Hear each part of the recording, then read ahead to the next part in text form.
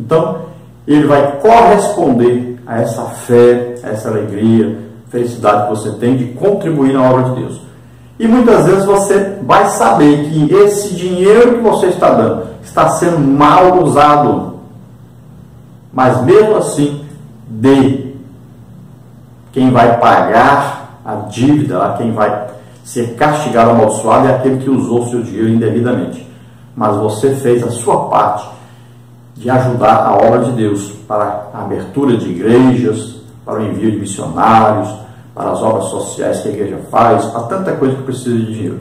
Você ajudou. Então, se está sendo usado, mal usado, problema de quem está usando mal. É ele que vai prestar conta diante de Deus. Você vai prestar conta diante de Deus do que você fez de bom no tribunal de Cristo. As suas obras vão valer muito. Então, faça a obra de um crente verdadeiro, sincero, que ama a obra de Deus e que quer ajudar a obra de Deus. Não se preocupe com o resto.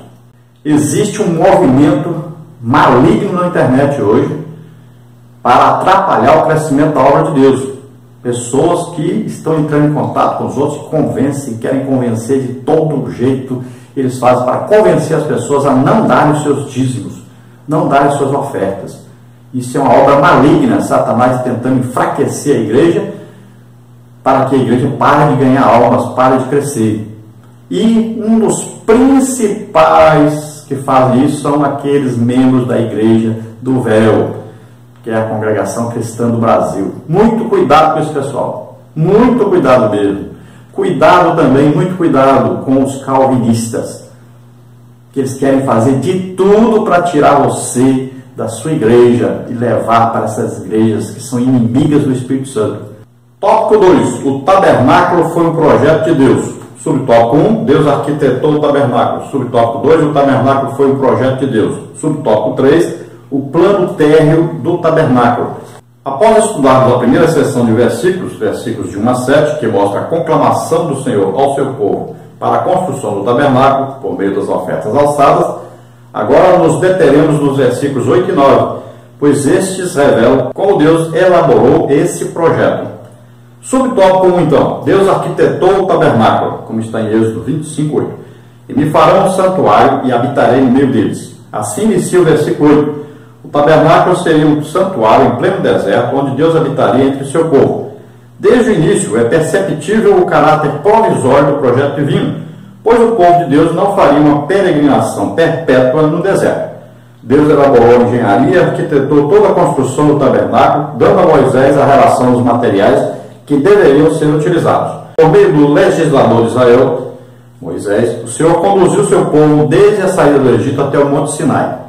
Nesse monte, ele revelou-se a Moisés e aos 70 anciãos do povo, bem como a Arão, Nadab e Abiú, que viram a glória de Deus. Êxodo 24, 9 a 11. Ali a glória do Senhor estava presente e uma nuvem cobriu o monte. O aspecto da glória do Senhor era como um fogo consumidor no cume do monte.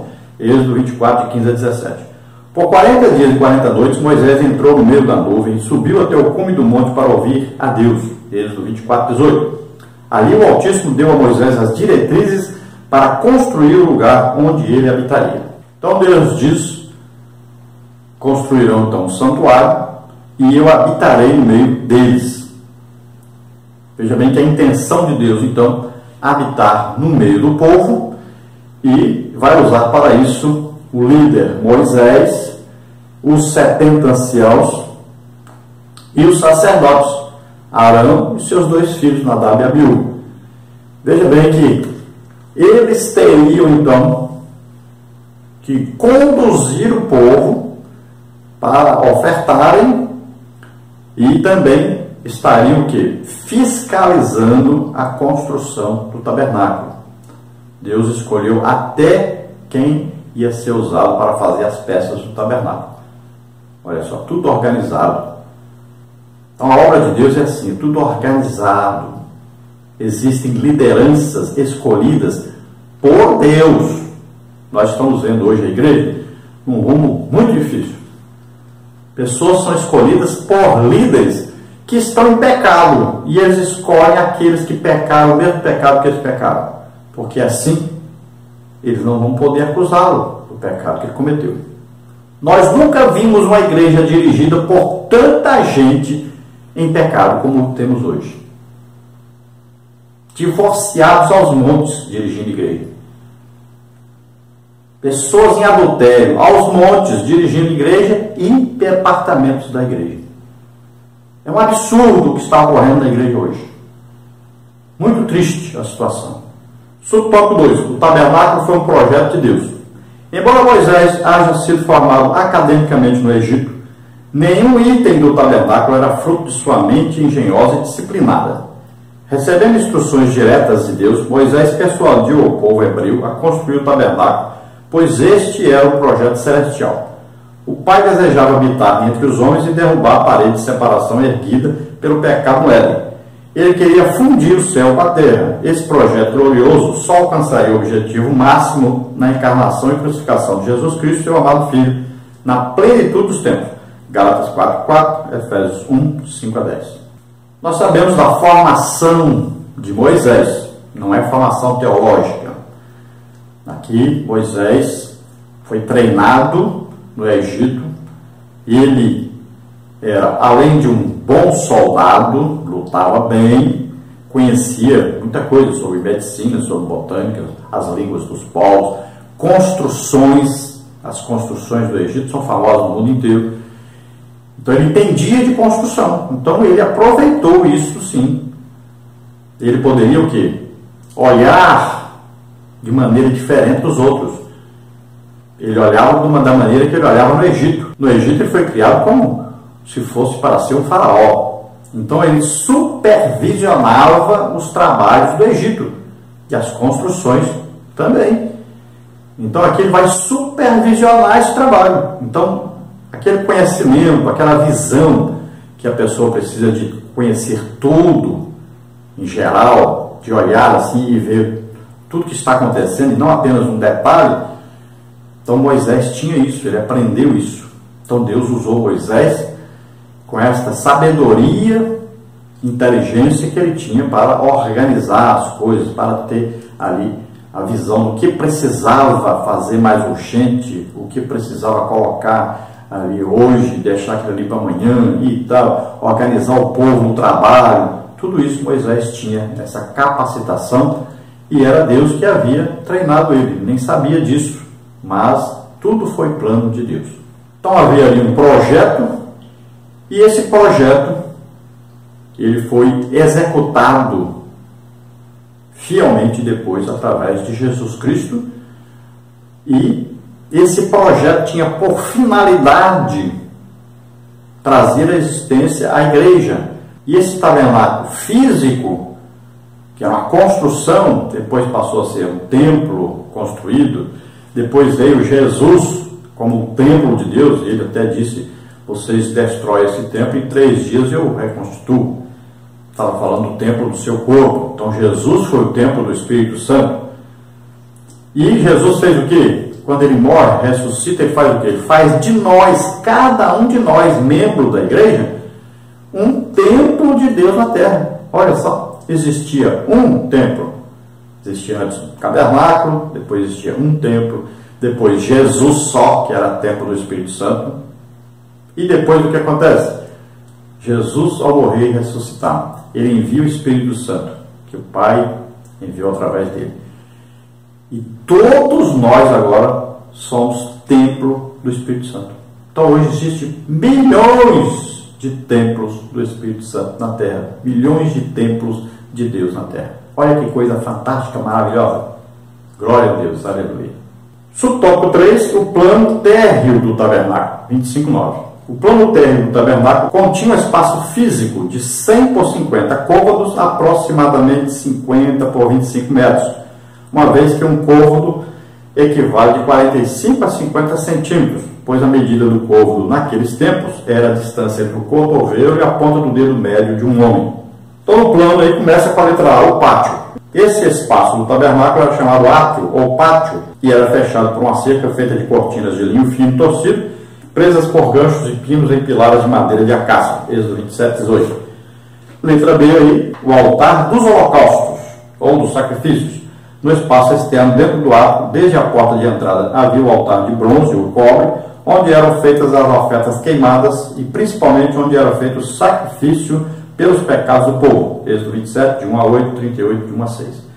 Letra C, a pia de bronze ou cobre. Havia também uma bacia de bronze ou cobre para que os sacerdotes lavassem as mãos e os pés antes de entrarem no interior do tabernáculo. Êxodo 30, 18 a 21, 38 a 8. Letra D, a tenda do testemunho. O tabernáculo, propriamente dito, era a parte interna e ficava dentro do pátio, composto por duas partes, o lugar santo e o lugar santíssimo, ou santo dos santos. Letra E, o lugar santo. No lugar santo havia 3 elementos: o candeeiro, candelabro ou castiçal, de ouro, com suas 7 lâmpadas, a mesa feita de madeira de acácia e coberta de ouro, era chamada mesa dos pães da proposição. Por fim, ainda no lugar santo, de frente para a entrada de cortinas bordadas, que dava para o lugar santíssimo, estava o altar de incenso, revestido de ouro, no qual se faziam intercessões pelo povo de Deus. Êxodo 30, de 1 a 6, 37, 25 a 28. Letra F, o lugar santíssimo, Santo dos Santos. Por último, e de fato, em primeiro lugar, estava o lugar santíssimo, onde se encontrava a única mobília chamada de Arca do Concerto, Números 10, 33, o Arca do Testemunho, Êxodo 25, 22, ou também a Arca da Aliança, na qual se guardava as tábuas da lei, Êxodo 38, 18. Tudo isso nós vamos estudar mais detalhadamente para frente. E o tempo é pouco para nós ministrarmos e explicarmos cada detalhe do que significa. Mais para frente vamos estudar isso. Vamos ver então, o básico aqui é saber o seguinte: 50 por 25 aproximadamente, aí a área, né, onde estava o tabernáculo. Saber que tudo era cercado por cortinas, quem olhava de fora via só a cortina e o todo lá, de onde era a tenda, né? Então a parte física, a pessoa só enxergava aquela parte ali de fora. Assim como nós olhamos para as pessoas, só enxergamos lá de fora, o exterior. Nós não enxergamos a alma e o espírito das pessoas. Então, ali, quando você entrava, você via, e você pode seguir aí, nós estamos colocando aí as figuras para você olhar, e veja bem, aí tem o altar de sacrifício ou de holocausto, aí onde eram oferecidos animais. Esse local aí simboliza a cruz, onde Jesus se deu, o Cordeiro de Deus que veio tirar o pecado do mundo, deu a vida ali.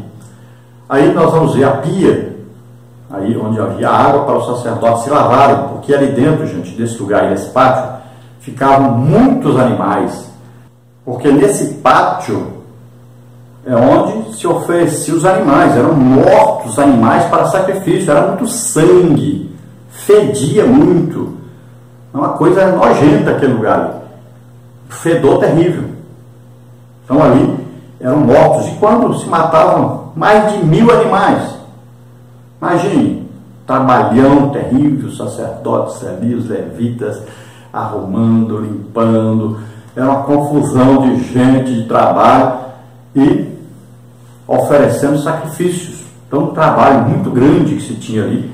E significa para nós o quê? A caatinga, o fedor do pecado do ser humano diante de Deus. Então, veja só que esse pátio tinha uma pia, e nessa pia tinha água para os sacerdotes irem se lavando. Ele não podia entrar lá dentro do lugar santo sem lavar-se primeiro. Podia entrar sujo lá dentro. Então, olha só, eles se lavavam ali. Então, essa água, uma água de purificação,